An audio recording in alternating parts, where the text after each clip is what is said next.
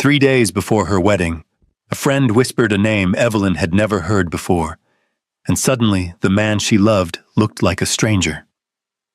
Rain hammered the barn roof as Luke Mercer stood motionless beside a lantern, his face half hidden in shadow. A loose chain clinked against a stall door. Mud dripped from Evelyn's coat onto the wooden floor. Neither of them moved. Neither looked away. Then Luke finally spoke 4 words that made her stomach drop. Outside, thunder rolled across the Wyoming Valley, and Evelyn realized she might be standing in front of a man whose real reason for marrying her had never been spoken aloud. Before we begin, tell me where you're watching from and whether you would have asked the question Evelyn was about to ask. 3 days before her wedding, Evelyn Carter sat in a narrow room behind the church and stitched the loose edge of her wedding dress by hand. The room was small. A single window faced Main Street. A black iron stove sat cold in the corner because the afternoon sun had warmed the building enough. Dust floated through the light. Somewhere outside, a wagon rolled over the hard-packed road, its wheels rattling against loose stones. Evelyn bent closer to the fabric. The dress wasn't fancy. It was cream-colored cotton with a modest collar and sleeves she had sewn herself during the winter evenings. There were no pearls, no lace imported from the East, just neat stitches and careful work. It suited her. She had almost finished repairing the hem when the door opened without a knock. Mabel Turner stepped inside. One look at her face made Evelyn stop sewing. Mabel was rarely quiet. Today she looked as if she had carried something heavy all the way across town. "You got a minute?" Mabel asked. Evelyn set the needle down. "Of course." Mabel closed the door from behind her. For several seconds, she simply stood there, twisting her gloves together. That alone was enough to make Evelyn uneasy. "What happened?" Mabel swallowed. "I heard something last night." The room seemed to grow smaller. Evelyn waited. The church bell outside marked the hour. Then Mabel spoke. "Luke Mercer is Benjamin Mercer's brother." The words landed hard. Evelyn stared at her. Everyone in Dry Creek knew the Mercer name. Not because of Luke, because of Benjamin. Years ago, Benjamin Mercer had lost everything after taking a loan from Harold Carter's bank. Land, cattle, his future. The story had never completely disappeared from town gossip. It simply slept beneath newer stories. Evelyn slowly stood. "You're sure?" Mabel nodded. "I heard it from Judge Reed's clerk. He found old records while sorting documents." The room fell silent. Outside, a horse snorted near the hitching post. Evelyn looked toward the window. For years she had known Luke Mercer. Not closely. Not the way a wife should know a husband. But enough. Enough to trust him. Or so she had thought. "Why didn't he tell me?" she asked quietly. Mabel looked away. "Maybe because he didn't want you asking questions." Evelyn felt something cold settle inside her chest. Mabel stepped closer. "Franny," she stopped herself. Old habit, then corrected. "Evelyn, listen to me." Evelyn didn't answer. Mabel's voice lowered. "People still talk about what happened to Benjamin." The church seemed unusually still. Even the birds outside had gone quiet. Then Mabel said the thing Evelyn would remember all night.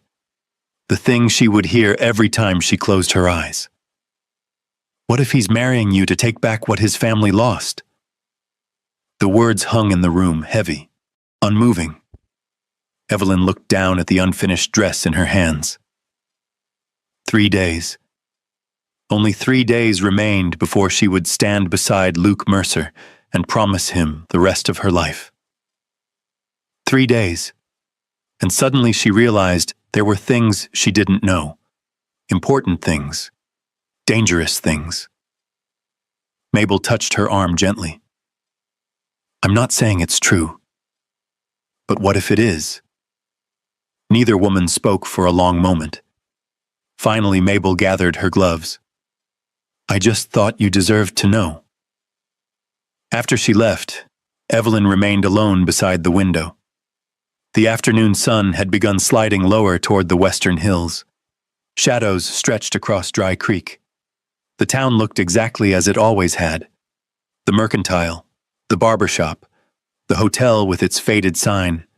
Nothing appeared different, yet everything felt different now. She moved closer to the glass. Beyond town, near a weathered farmhouse at the edge of the valley, she spotted a familiar figure. Luke. He stood beside a broken fence belonging to Mrs. Whitaker, an elderly widow who lived alone. His horse waited nearby. His sleeves were rolled to his forearms. A hammer hung from one hand. He worked slowly, carefully, replacing damaged boards one at a time. Mrs. Whitaker sat on her porch watching. At one point, Luke removed his hat and listened while the old woman spoke. He didn't interrupt, didn't rush her, just listened. The same way he always listened. The same way he had listened to Evelyn every time she spoke. The sight should have comforted her. Instead, it made her stomach tighten. Because if Mabel was right, then every kindness suddenly carried another question behind it. Had he planned this all along? Had every quiet conversation been part of something larger? The distance between the church and the widow's farm was too great to hear voices. All Evelyn could see was Luke lifting another board into place.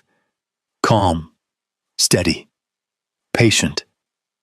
A man completely at ease, and somehow that troubled her more than anger ever could. The most frightening thing about Luke Mercer was not that he looked capable of revenge. It was that he looked incapable of it. The sun dropped lower. Luke finished the repair and shook Mrs. Whitaker's hand before climbing onto his horse. For a brief moment, he turned toward town, toward the church, toward the window where Evelyn stood. She couldn't tell if he saw her, but she stepped back anyway. Her pulse quickened. 3 days before the wedding. 3 days before she promised him everything. And for the first time since accepting his proposal, Evelyn Carter found herself wondering whether she truly knew the man she was about to marry, or whether the biggest secret in Dry Creek had been standing beside her all along. That night, she slept very little. The wind moved softly against the church walls. Somewhere beyond town, a coyote called from the distant hills. The sound drifted through the darkness and faded. Evelyn lay awake listening. Every time she closed her eyes, she saw Luke standing beside Mrs. Whitaker's fence. Calm, patient, impossible to read. By dawn, she had made a decision. If there was a truth hiding in Dry Creek, she would find it herself. The next morning arrived cold and bright. Frost clung to the grass along Main Street. Smoke rose from chimneys across town. Evelyn left the church after breakfast carrying a small leather satchel and headed toward the courthouse. Judge Samuel Reed no longer handled many cases. Age had slowed him, but he still occupied the same office beside the county records room.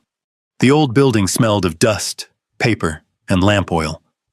When she arrived, the judge sat behind his desk wearing reading spectacles low on his nose. He looked up. "Evelyn," she smiled politely. "Judge Reed." His eyes narrowed slightly. 3 days before your wedding, and you're visiting an old man instead of planning a celebration? Evelyn tried to smile. It didn't quite work. The judge noticed. Good judges usually noticed things. After a moment, he leaned back. "What are you looking for?" The question hung between them. Evelyn glanced toward the records room. Benjamin Mercer. The judge removed his spectacles. For a long second, neither spoke. Outside, wagon wheels rolled past the courthouse. Finally, he nodded. "I wondered when someone would ask." An hour later, Evelyn sat alone at a wooden table beneath a narrow window. Old ledgers rested in front of her. Loan records, property transfers, mortgage agreements. The pages crackled softly each time she turned them. Then she found it. Benjamin Mercer. The signature looked steady, confident. A man building a future. Evelyn kept reading. The further she went, the colder she felt. The interest rate was high, far higher than most ranchers could reasonably manage. The repayment period was short, and near the bottom sat a clause that made her stomach tighten. The bank reserved the right to demand full repayment under certain conditions, a condition broad enough to be used almost any time. She read the page twice, then a third time. The room suddenly felt smaller. Outside the window, she watched a pair of children run past carrying school books. For years, she had defended her father whenever people criticized him. Now she wasn't so certain. The papers didn't tell the whole story, but they told enough. Benjamin Mercer had never been given much room to succeed. By noon, she stepped back onto Main Street. The sunlight felt harsh. The world looked unchanged. Yet something inside her had shifted. She found herself walking without direction, past the feed store, past the barber, past the livery stable. Then she spotted Luke. He was standing outside the Dawson Ranch on the edge of town. An elderly rancher named Eli Dawson sat nearby on an overturned barrel. One side of the horse barn had partially collapsed during winter storms. Luke was repairing it. Not quickly, not carelessly, steadily. He listened while the old man talked. Then he climbed a ladder and replaced damaged boards one at a time. No payment changed hands. No agreement was discussed. Just work. Honest work. Evelyn watched from across the road. The picture in front of her didn't match the picture inside the courthouse ledger. Later that afternoon, she saw him again. A young ranch hand led a lame horse into town. Most owners would have sold the animal. A horse that couldn't work was expensive to keep. But Luke examined the injured leg, rubbed the animal's neck, and handed the young man a few folded bills. Then he led the horse away himself. The horse followed willingly, as though it already trusted him. Evelyn stood outside the mercantile holding a small sack of flour and watched until he disappeared down the road. That evening, another piece settled into place. Near sunset, she delivered supplies to the Parker family. Their youngest child had been sick most of winter. The cupboards were nearly empty. When Mrs. Parker opened the door, a wrapped package already sat on the porch. Fresh venison. Enough for several meals. No note. No name. Mrs. Parker sighed. That man won't let anyone thank him. Evelyn already knew the answer. Luke? The woman smiled. Who else? The sun was setting behind the mountains by the time Evelyn returned to town. Orange light spilled across the valley. Long shadows stretched over the road. She stopped beside the church gate. For a while, she simply stood there. The courthouse records told one story. The man she saw every day told another. One version said Luke Mercer had every reason to hate her family. The other showed a man who quietly repaired fences, cared for injured animals, and helped struggling neighbors when nobody was looking. Neither version felt false. That was what troubled her most. As darkness settled over Dry Creek, Evelyn realized she had not moved any closer to an answer. Instead, she had found two truths pulling against each other. And somewhere between them stood the man she was about to marry. The man whose past seemed darker than she had known, and whose heart seemed kinder than she could explain. The weather turned 2 days before the wedding. By late afternoon, thick gray clouds rolled over the mountains west of Dry Creek. The wind arrived first, then the cold. Store owners pulled awnings tighter. Ranch hands hurried horses into shelter. Dust swirled through the streets before the first drops of rain struck the ground. Evelyn spent most of the day trying to focus on her work at the church. She failed. Every lesson she taught. Every page she turned. Every conversation she had. Her thoughts returned to Luke. By sunset, the storm had settled over the valley. Rain drummed against rooftops. The church windows rattled. And something inside Evelyn finally reached its limit. She put on her coat, wrapped a wool scarf around her neck, and stepped into the storm. The road to Cedar Run Ranch was muddy and nearly empty. Lightning flickered beyond the distant hills. By the time she reached the property, her boots were soaked. She found Luke near the largest barn. Lantern light glowed through the open doorway. Inside, horses shifted in their stalls while rain hammered the roof overhead. Luke stood on a ladder securing a loose beam before the wind could tear it free. He climbed down when he saw her. Concern crossed his face. A brief flash, gone almost immediately. "Evelyn, you shouldn't be out in this weather." "Neither should you," she wanted to say. Instead, she stood there gripping her wet gloves. "We need to talk." Luke studied her for a moment, then nodded. The barn grew quiet except for the rain. He hung the hammer on a peg and waited, as if he already knew what was coming. Evelyn took a breath. "I know about Benjamin." The lantern flame shifted in the draft. Luke didn't move. "I know about the loan." Still nothing. She swallowed. "I know what happened to your family." For several seconds, only the storm answered. Then Luke looked toward the open barn door, toward the dark fields beyond. "When I came to Dry Creek," he said quietly, "I was angry." The words landed harder than she expected, not because he raised his voice, because he didn't. Evelyn felt her chest tighten. Luke rested one hand against a fence rail. Rainwater dripped from the brim of his hat. "My brother lost everything." His eyes stayed fixed on the darkness outside.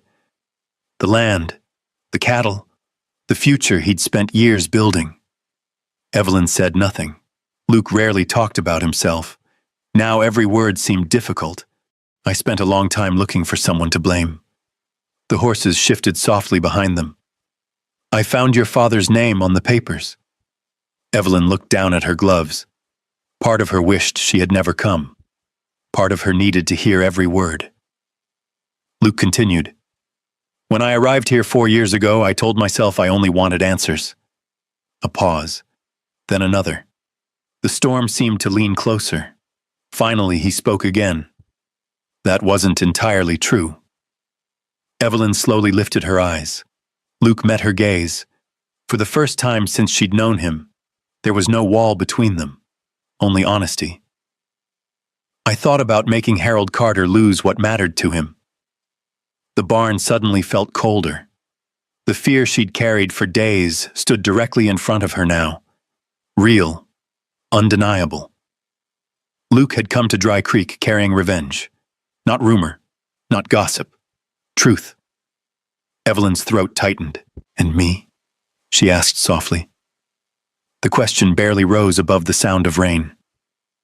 Luke looked away, back toward the black fields beyond the barn. His jaw tightened once. Then he fell silent. Long enough that the answer became its own kind of wound. Outside, thunder rolled across the valley. Inside, neither moved. And for the first time since agreeing to marry Luke Mercer, Evelyn wondered whether the man she loved had ever truly been walking toward her, or whether she had simply been standing in the path of a storm that began long before they met. The rain continued through most of the night. Evelyn barely slept. The conversation in the barn replayed over and over in her mind. "When I came to Dry Creek, I was angry." The words followed her into the morning. By sunrise, the storm had moved east. The clouds were breaking apart above the mountains. Water dripped from rooftops. Mud covered the wagon ruts along Main Street. Evelyn was sweeping the church steps when she heard a horse stop nearby. She didn't need to look up. She knew who it was. Luke removed his hat. For a moment, neither spoke. The silence between them felt different now. Not empty, heavy, like something unfinished. "I didn't tell you everything," Luke said. Evelyn rested the broom against the railing. The morning air smelled of wet earth and pine. Luke stepped onto the porch. His boots left damp marks on the wood. Then he sat on the top step. Not beside her. Not too close. Just close enough. The way he always respected space when something mattered. For several moments he watched sunlight appear on the distant hills. Then he began. 4 years ago, Dry Creek got hit by that fever. Evelyn immediately remembered. Everyone in town remembered. The doctor's office had been full. Families had stayed inside. Children had grown sick overnight. Luke folded his hands together. When I first arrived, I was staying above the feed store. His voice remained low. I didn't know anyone. He glanced toward the church doors. One night I saw lantern light in here long after midnight. Evelyn listened quietly. Luke looked away toward the cemetery behind the church. There were people afraid to come near the sick. His jaw tightened slightly. But every night, you came anyway. A breeze stirred across the porch. For the first time, Evelyn realized he wasn't talking about her father. He wasn't talking about revenge. He was talking about her. Luke continued. I saw you carrying water buckets from the pump when everyone else was asleep. Evelyn remembered those nights. The endless washing, the medicine, the children crying from fever, the exhaustion. At the time, she had assumed nobody noticed. Luke gave a faint shake of his head. There was a little boy, couldn't have been older than 7. Evelyn knew exactly which child he meant. Thomas Avery, an orphan. Luke stared toward the church window. He was scared. The memory seemed clear in his mind. You sat beside him until dawn. Evelyn looked down at her hands. The wood grain on the porch blurred slightly. Luke's voice softened. When the food ran low, you gave him your supper. A long silence followed. The town was slowly waking around them. A wagon crossed Main Street. Somewhere a dog barked. Luke exhaled slowly. That's when things started changing. Evelyn looked at him. Luke met her eyes. For once, he didn't look away. I came here carrying anger. His voice was steady. But every time I saw you, it became harder to hold on to. The world seemed unusually quiet. Luke gave a small laugh, almost embarrassed. I don't remember exactly when I stopped hating your father. He paused. But I remember exactly when I started loving you. The words weren't dramatic. They weren't polished. They sounded like the truth. Simple. Certain. Evelyn felt something loosen inside her chest. A knot she hadn't realized she was carrying. Luke looked down briefly. Asking you to marry me was the hardest thing I've ever done. That surprised her. You've faced blizzards. You've driven cattle through floods. A faint smile touched his face. None of that required courage. The smile disappeared almost immediately. Asking you did. For a while, neither spoke. The church bell rang in the distance, a new hour beginning. Finally, Evelyn reached out. Only a little. Just enough for her hand to rest over his. Luke didn't move. Neither did she. The gesture felt small, yet somehow it said everything words couldn't. 3 days later, the wedding took place beneath a clear Wyoming sky. The storm was gone. The mountains stood bright and blue beyond the valley. Neighbors gathered beside the church. Ranchers in clean coats. Children with freshly combed hair. Mrs. Whitaker sat in the front row holding a handkerchief. Luke stood waiting near the preacher. Still. Calm. Just as he always was. But when Evelyn reached him, she noticed something she had never seen before. His hands weren't perfectly steady, only slightly, but enough. And somehow that made her smile. The ceremony was simple. No grand speeches, no lavish decorations. Just promises spoken beneath open sky. When it was finished, applause drifted across the churchyard. For the first time in days, peace seemed possible. But before the celebration fully began, an elderly figure approached from the edge of the crowd. Judge Samuel Reed. The old man carried a weathered wooden box beneath one arm. His expression was thoughtful, serious. He stopped in front of Evelyn. "I found something while clearing old county records." The judge carefully placed the box into her hands. Dust clung to the corners. The brass latch showed years of wear. "I believe your family needs to see what's inside." Luke and Evelyn exchanged a glance. The judge's eyes lingered on the box. Whatever he had discovered, it clearly mattered. And as the celebration continued around them, neither noticed the music, neither noticed the laughter. Because suddenly both of them were staring at that small wooden box and wondering what forgotten truth had survived all these years inside. The celebration continued around them. Children ran between tables. Someone laughed near the church gate. Coffee steamed from enamel pots set beside trays of biscuits, but Evelyn barely heard any of it. She carried the wooden box inside the church while Luke followed close behind. Judge Reed walked with them. The old man moved slowly now, leaning on his cane as they entered the quiet sanctuary. Sunlight spilled through the windows and stretched across the wooden floor. The judge removed a ring of keys from his pocket. "I found this in a storage room behind the county archives," he said. His voice sounded tired. "These papers were supposed to be filed years ago." The brass latch clicked open.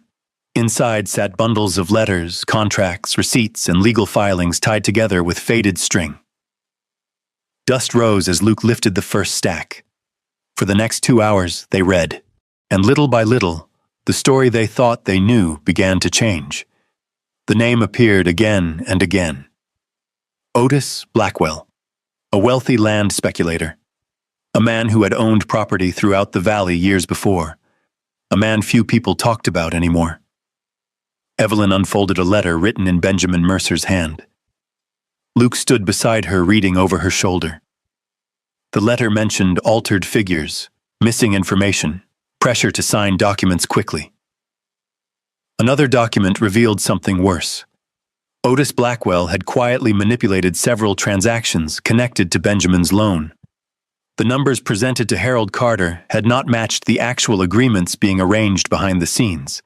A separate receipt showed payments moving through accounts neither Benjamin nor Harold ever knew existed. The deeper they looked, the clearer it became. Benjamin had been trapped, but Harold had been misled as well. Not innocent, not entirely, yet not the mastermind everyone believed. The silence inside the church grew heavier. Finally, Luke lowered one of the papers. For years, he had carried his anger like a stone. Now the ground beneath it was shifting. Judge Reed removed his spectacles. "I should have found this long ago." "No," Luke said quietly. "You couldn't have known." The old judge looked away. Perhaps he was remembering old mistakes of his own. Outside, church bells marked the hour. Life continued. Yet inside that room, decades of assumptions were falling apart. Several weeks later, the truth became public. The records were examined. Witnesses came forward. Old transactions were reviewed.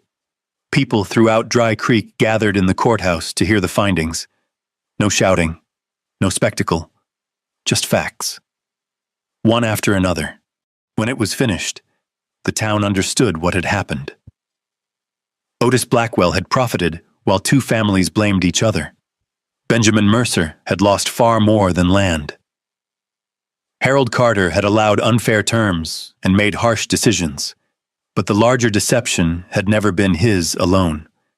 For the first time in years, Luke felt something loosen inside him. Not happiness, something quieter. Relief. By early spring, part of the old Mercer property east of the creek was restored to the family name. The snow began melting from the mountains. Grass returned to the valley, and life moved forward. 1 year later, a new house stood on a rise overlooking Dry Creek. It wasn't large, just a sturdy home built from pine and hard work. Luke had built much of it himself. One afternoon, Evelyn was sorting supplies in an old storage shed behind the house. A wooden trunk sat beneath a workbench. She almost ignored it. Almost. Inside, she found a worn leather notebook. No title, no markings, just years of use. Curious, she opened it. The first pages contained short entries, simple observations, nothing dramatic. March 3rd. Helped Mrs. Whitaker patch her roof. Evelyn Carter spent half the afternoon carrying shingles. June 11th. Saw Evelyn teaching young Caleb Parker to read beneath the cottonwood tree. October 19th, she brought soup to the Davis family after their daughter got sick. Page after page continued the same way. Dates, moments, memories, quiet things. The kind of things most people never noticed. Evelyn slowly sat down on an overturned crate. Sunlight filtered through the cracks in the shed wall. Her fingers trembled as she turned another page. The entries stretched back years, long before Luke proposed, long before she ever imagined he might love her. Tears blurred the ink, not because the words were grand, because they weren't. Every line felt honest, real. Near the end, she found the final entry. The handwriting was familiar, steady, certain. She read it twice, then a third time. I came to Dry Creek because of one man. I stayed because of Evelyn Carter. For a long while, she simply sat there, holding the notebook, listening to the wind moving through the grass outside. Eventually, she stood and walked toward the porch. Luke was near the front fence repairing a loose board, the same way he had repaired dozens of fences over the years. Patient, quiet, focused. He glanced up when he saw her. Immediately, he noticed the notebook in her hands.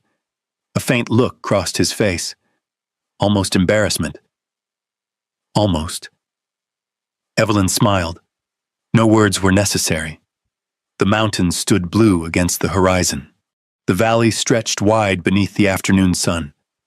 No secrets remained. No old debts waited in the shadows. No anger ruled the future. Only a man and a woman who had found their way through years of misunderstanding and grief. Luke rested his hand on the fence post. Evelyn stepped beside him. Together they looked out across the land, and for the first time, it truly felt like home.